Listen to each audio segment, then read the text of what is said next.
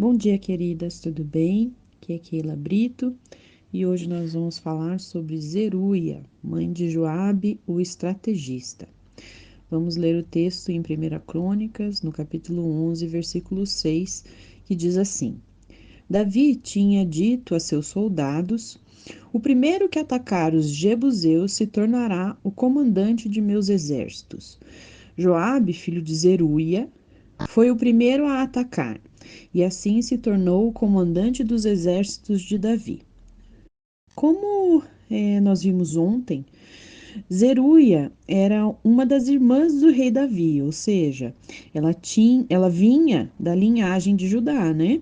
Seu pai Jessé teve ao todo, conforme a genealogia apresentada no livro de 1 Crônicas, 9 filhos, sendo 7 homens, dentre estes Davi, que se tornou rei, e 2 mulheres. No Velho Testamento, a genealogia ela sempre é composta a partir dos homens, né? Ou seja, poucas mulheres são mencionadas. É por isso que quando uma mulher é mencionada em uma genealogia, podemos concluir que ela tinha um papel muito importante na sociedade. E normalmente era atribuído devido a algum vínculo real, como era o caso de Zeruia, né? O seu parentesco com o rei Davi. Ocorre que a maioria das vezes em que o nome de Zeruia é citado na Bíblia, não se tratam de grandes feitos realizados por ela, mas sim dos feitos de seus 3 filhos. No caso do texto do nosso estudo de hoje, ela é citada para falar sobre Joabe, o filho mais ambicioso de Zeruia. O povo de Israel sempre foi um povo guerreiro, enfrentando grandes batalhas, e nessa parte específica, né, desse texto, o rei Davi estava reunindo homens para lutar contra os jebuseus. Na ocasião, desafiou seus homens para que o primeiro que arriscasse a sua vida se tornaria o comandante das tropas do rei. Eu fico imaginando aqui como foi a criação de Joabe. O que a sua mãe passou de ensinamentos para que ele se tornasse um homem tão corajoso e tão ambicioso? Porque Joabe não se arriscou à toa, né? Havia um objetivo, um grande objetivo, o cargo de comandante, aquele que provavelmente direcionaria todas as batalhas, que seria da alta cúpula de estratégias de guerra dentro do reinado, né, do rei Davi. E mesmo sendo um sobrinho do rei, ele precisou merecer aquele posto. Há relatos de que Joabe permaneceu no comando por cerca de 40 anos. E eu acredito que boa parte desse ímpeto do filho de Zeruia foi herdado da mãe. Ontem mesmo eu estava conversando com as minhas colegas de trabalho e nós falávamos sobre como o quanto nós nos vemos em nossos filhos, não é mesmo? O tanto de características boas e aquelas ruins também, né? É o tal do ditado: a fruta não cai muito longe do pé.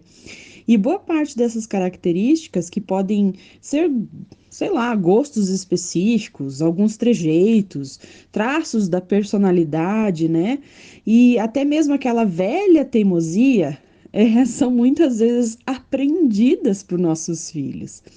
E um aprendizado que não vem daquele ensino tradicional, né? Quando você fala e o que deve ser feito ou como deve ser feito e o seu filho aprende, mas do ensino pelo exemplo, né?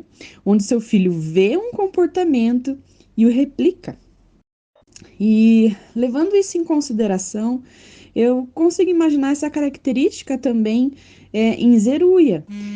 Ela fazia parte da família real, porém ela não era a principal figura daquele reinado, e muito menos estava ali na linhagem de sucessão do trono, né? Nem ela, nem os seus filhos.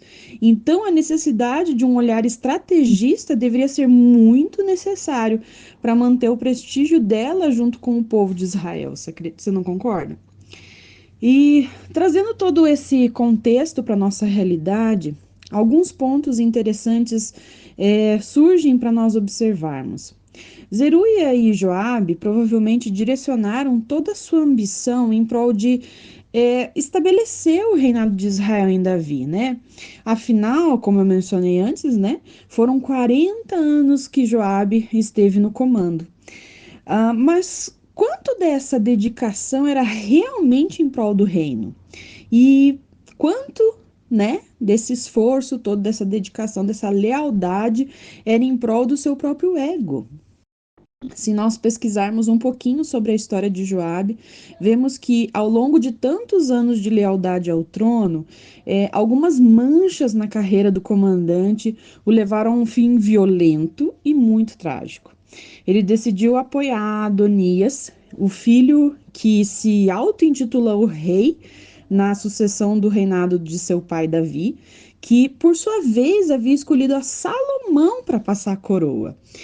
Então ele acabou levantando aí a fúria do rei Davi, do então sucessor ao trono, e acabou sentenciado à morte dentro do tabernáculo, veja só.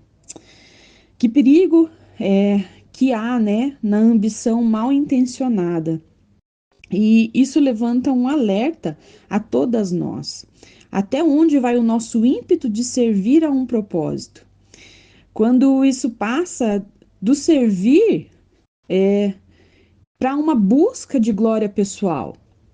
Jeremias 17:9 nos traz esse alerta. O coração é mais enganoso que qualquer outra coisa e sua doença é incurável. Quem é capaz de compreendê-lo? Precisamos estar continuamente sondando o nosso coração, nos despojando do nosso ego, colocando nossos sentimentos e ambições aos pés da cruz. Jesus morreu para que o seu reino fosse estabelecido em nós e através de nós. Todas as áreas da nossa vida precisam passar pelo filtro do Espírito Santo, né? Precisamos diariamente questionar o nosso coração. Minha vida tem glorificado ao Senhor ou minhas ambições são apenas aquelas carnais, apenas aquilo que alimenta o meu próprio ego? Convido você a orar comigo agora. Senhor, que este alerta que a tua palavra nos dá nesse dia, Senhor, possa abrir os nossos olhos espirituais. Retira toda escama dos nossos olhos, Jesus. Perdoa-nos, Senhor, se temos roubado a glória que pertence a ti. Perdoa-nos se temos gastado nossa vida para nós mesmos, com ambições vazias. Perdoa-nos se temos desviado os nossos olhos do principal objetivo, que é a expansão do teu reino, e desejado somente as tuas bênçãos.